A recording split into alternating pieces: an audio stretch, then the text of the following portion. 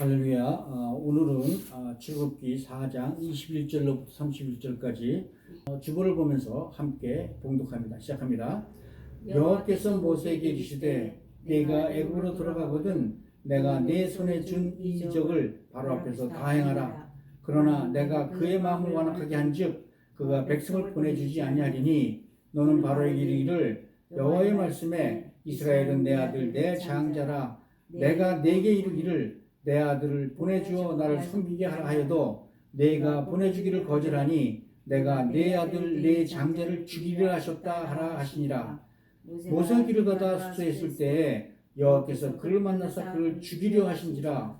십보라가 돌칼을 가지다가 그 아들의 포피를 베어 그 발에 갖다 대며 이르되 당신은 참으로 내게 피난 편이니라 하니 여호와께서 그를 놓아주시니라. 그때 십보라가 피난 편이라 함은 할례 때문이었더라. 아멘, 아멘.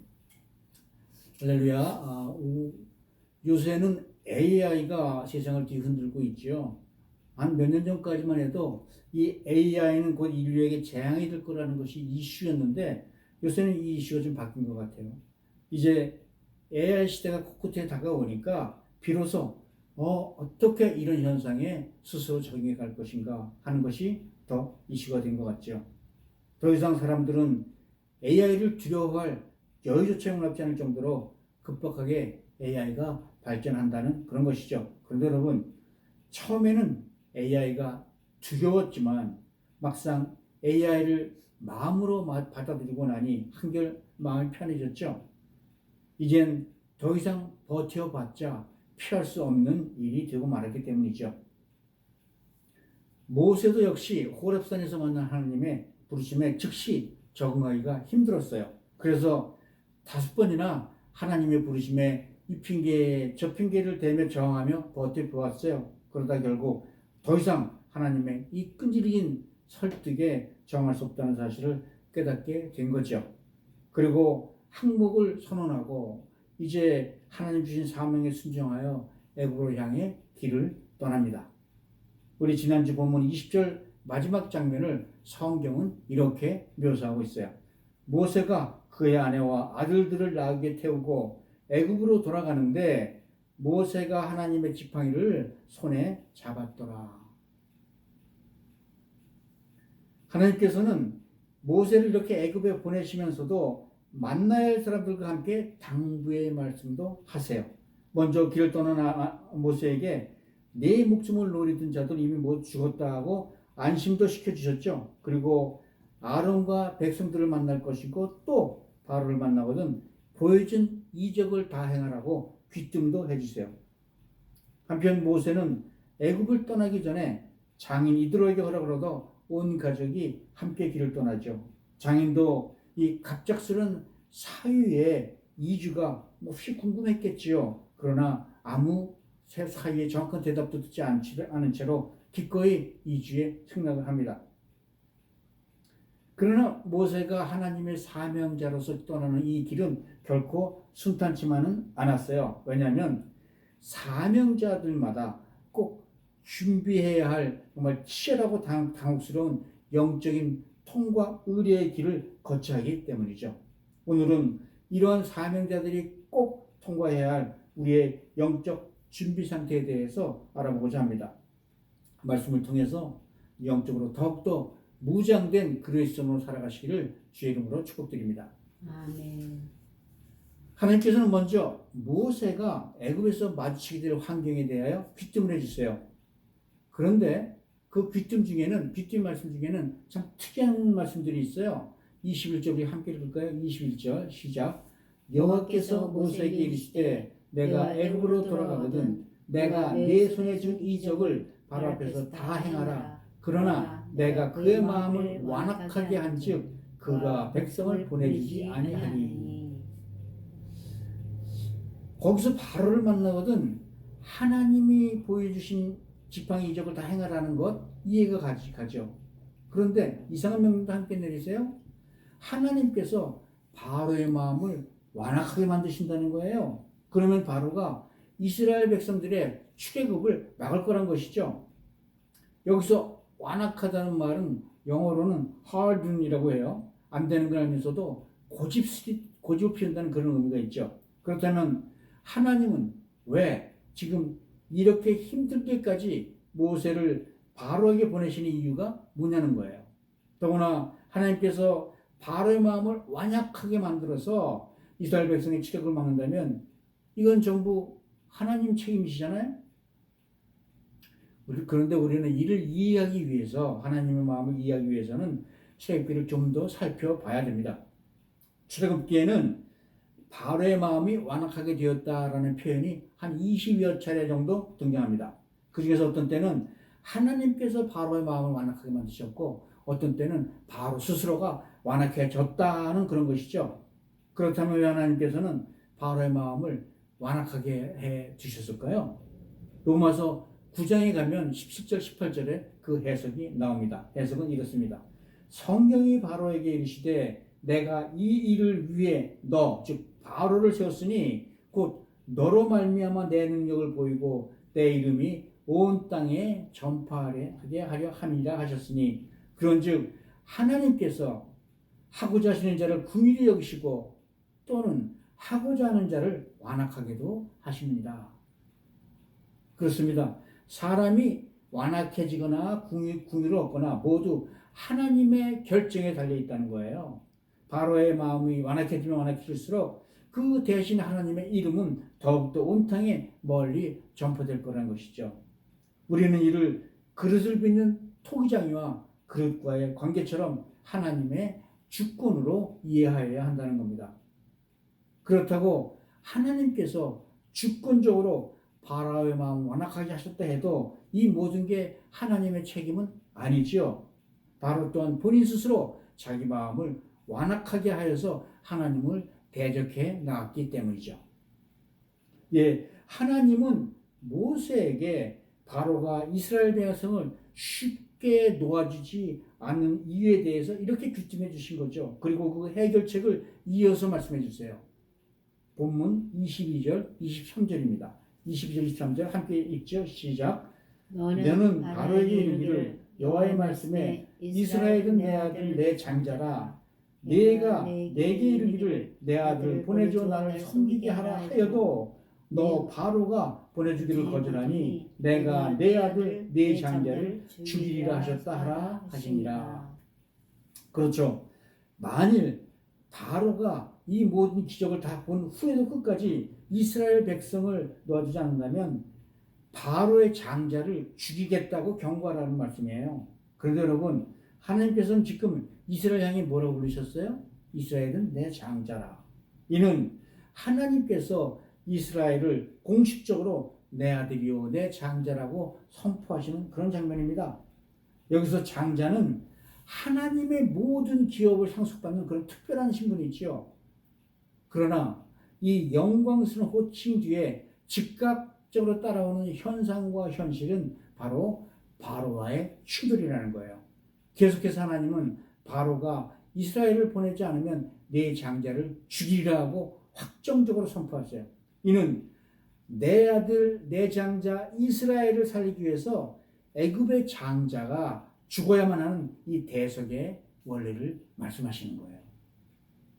그래서 이 모든 대속에는 고통이 따른다는 거예요. 이것이 바로 중보자 사명자의 고통이 되는 것이죠. 이는 하나님의 백성을 해방시키려는 중보자의 길에는 반드시 극렬한 저항이 따를 것이라고 말씀하시는 거예요. 세상 권세 잡은 자들은 끝까지 포로 잡은 하나님의 백성들을 놓아주지 않으려고 한다는 거죠. 그러말로 이런 고통이야말로 사명자들이 치르는 이런 고통이야말로 단순한 개인적인 고통을 넘어 누군가에게 새 생명을 얻게 하려는 하나님의 거룩한 통로가 되어가는 연단의 과정인 것을 기억하시기 바랍니다. 물론 하나님은 중보자에게 승리를 약속하시지만 그 과정은 결코 순탄치 않다는 걸 밝혀주신 거죠.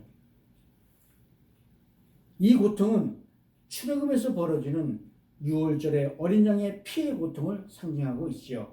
하나님께서는 당신의 독생자를 이 땅에 보내실 때에도 거대한 십자가의 저항을 예비하셨어요. 그리고 예수 그리스도 역시 우리를 죄와 사망으로 묶어놓으려는 이 사단의 저항에 자신의 생명을 대속물로 내어놓는 고난을 치르셨다는 사실을 기억하시기 바랍니다. 그렇습니다. 이렇게 우리가 겪는 사명자들인 그 고통은 우리 안에 자리 잡은 세상의 노예 근성을 뽑아내고 하나님 나라의 상속자로 빚어가시는 하나님의 손길인 줄 믿습니다. 아멘.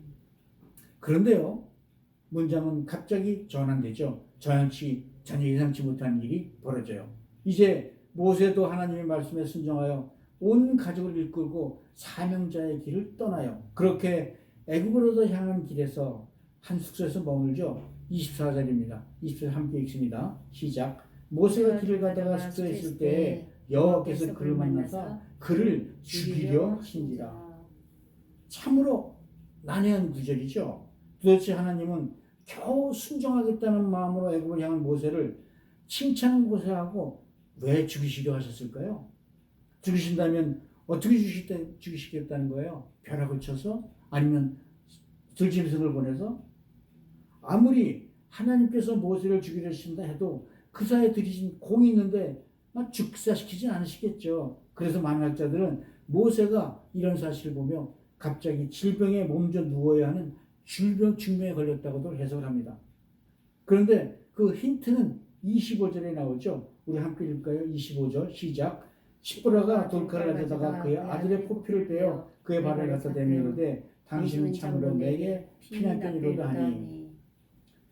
이에 갑자기 숙소에서 죽어가는 남편을 본 아내 십보라는 너무 놀랐겠죠. 그런데 그 순간 그녀의 뇌리에 번개같이 스치라는 생각이 있었다는 거예요. 그리고 즉시 돌칼을 들고 와서 아들을 할례시키고 그 표피를 남편의 성기 앞에 댄 거예요. 그리고 그 해답이 26절에 나오죠. 함께 읽습니다. 시작. 여호와께서 그를 놓아 주시니라. 그때 십보라가 피난편을 하면 할례 때문이었더라.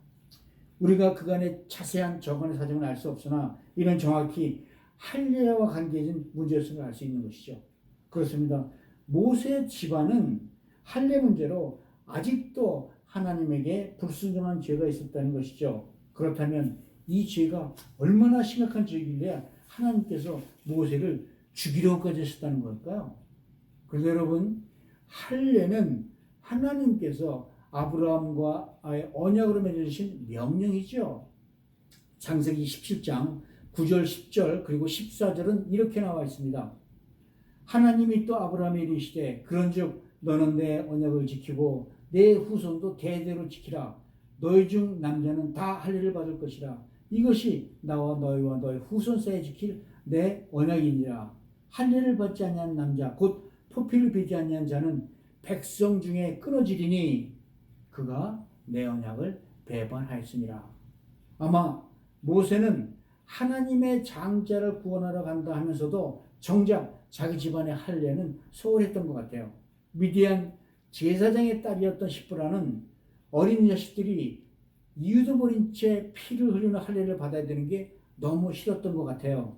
다른 말로 십보라는 아들의 할례 문제로 남편과 많이 다퉜다는 걸 암시하는 것이죠. 아내의 반대를 극구 반대하면 남편이 거스르기가 쉽지 않죠. 이 부분은 아마 이 문제로 오랫동안 갈등했을 거예요. 그러나 엄처시하에 처가살이 하던 모세 입장에서는 끝내 자기 주장을 굽힐 수밖에 없었던 걸로 보여요. 이런 정황 속에서 십보라는 하나님과 자기 가족과의 사이의 문제가 무엇인지 즉각적으로 눈치를 채었다는 것이에요. 그리고 남편을 살리기 위해 즉시 돌칼로 아들의 포피를 잘라낸 것이에요. 이어서 십보라가 당신은 내게 참으로 피난편이라 고백하자 이에 하나님의 진노도 멈췄어요. 그렇습니다. 십보라의 이 고백, 당신은 나의 피난편이다.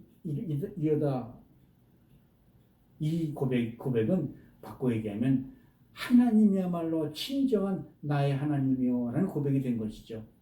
이 고백을 통해 이 모세의 가정은 비로소 여호와 하나님만을 섬기는 가정이 되었다는 사실을 믿으시기 바랍니다.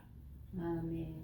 근데 이 고백은 구속자적으로도 굉장히 중요해요.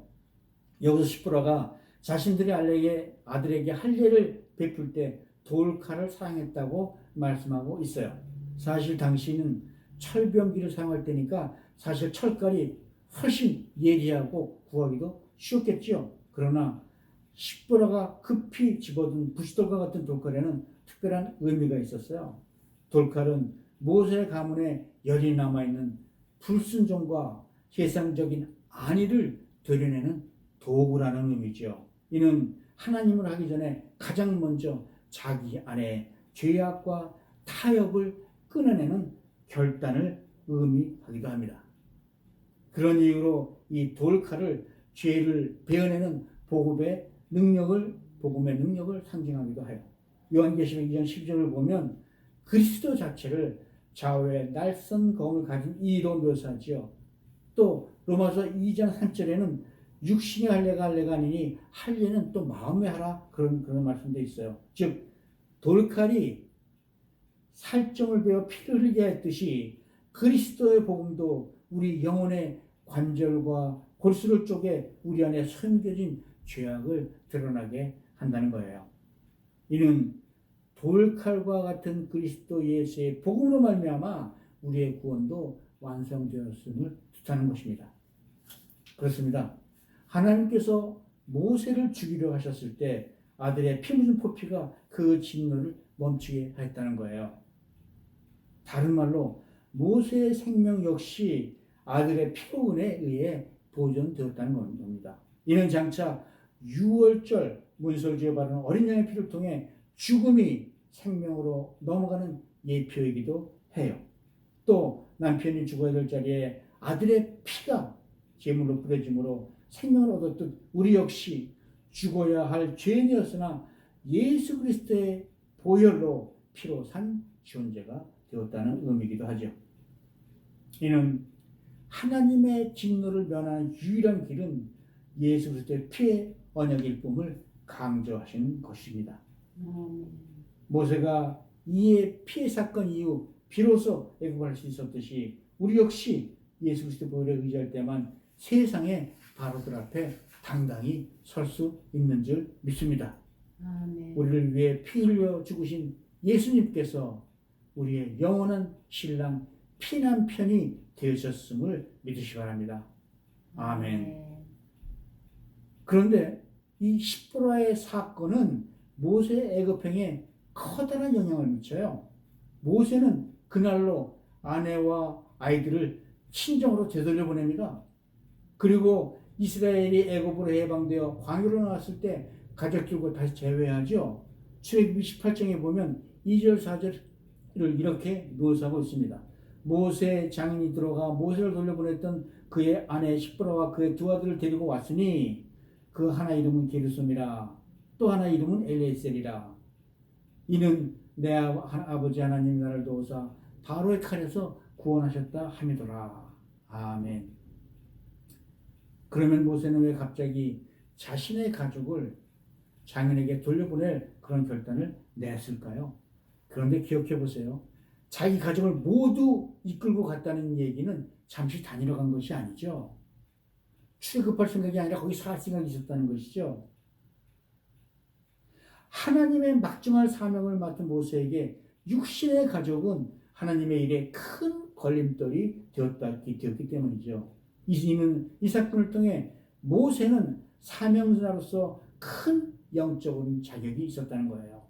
모세는 하나님께서 일을 시키기 전에 먼저 집안의 영적 무질서부터 미리 잡으셨다는 걸 알았어요. 그렇습니다. 하나님은 돌칼과 육체의 부패를 베는 것보다 더 깊은 마음의 할례를 요구하시는 분인 줄 믿으시기 바랍니다. 그래서 하나님은 우리에게 무슨 큰 하나님의 일을 맡기시기 전에 먼저 우리가 가장 소중히 여기는 가족, 자녀, 물질들을 주님 앞에 온전히 내어드리는지를 시험하신다는 거예요. 다행히 지혜로운 아내 십보라의 결단 덕분에 모세는 사명자의 길을 새롭게 가다듬을 수가 있었어요. 이런 영적인 통과 의례를 거쳐 비로소 모세는 하나님의 단단한 사명자의 길을 걸을 수 있게 되었던 것이죠. 그렇습니다. 하나님은 우리를 사명자로 부르실 때 우리 가족까지도 거룩한 백성이 되기를 원하시는 줄 믿습니다. 아멘. 하나님께서 원하시는 헌신은 부는 물론 온 가족이 함께 하여가는 헌신인 줄 믿으시기 바랍니다. 여러분, 이렇게 사명자의 길에는 타협이 없다는 거예요. 영적인 각성으로 영적인 무질서를 바로잡는 하나님의 길에 진전심을 다하는 사명자들이 되시길 바랍니다. 아멘. 날마다 돌 칼과 같은 말씀 앞에 자신을 세워 옛 자아를 죽이고 오직 그리스도의 새 피로 덮인 새 사람으로 살아가는 우리 모두가 되시기를 주 예수 이름으로 축복드립니다. 아멘. 이제 말씀을 맺죠. 사랑하는 성도 여러분, 사명자는 단순히 일을 잘하는 사람이 아니에요. 하나님은 사명자에게 항상 돌칼이라는 영적 통과 의례로 단련시키는 분입니다. 그러므로 하나님의 지팡이를 잡고 돌칼로 자신의 옛 자아를 할례하고 예수 그리스도의 보혈의 피에 의지하여 나가시길 바랍니다. 그러나 그 돌칼이 지나간 고통의 자리에는 반드시 피로 태어난 새 생명이 열매 맺을 줄 믿습니다. 사랑하는 성도 여러분, 혹시 우리 중에 사명의 길에서 막히거나 아니면 죽은 것 같은 고통을 느끼고 계시는 분이 계십니까?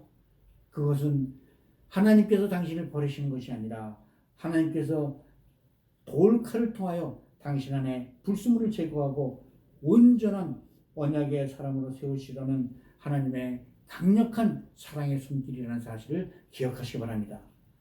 오직 우리에게 생명을 주신 나의 피난편 예수 그리스도를 바라보면서 다시 힘차게 사명의 길로 걸어나가는 우리 모두가 되시기를 우리 주 예수 그리스도 이름 받들어 축복드립니다.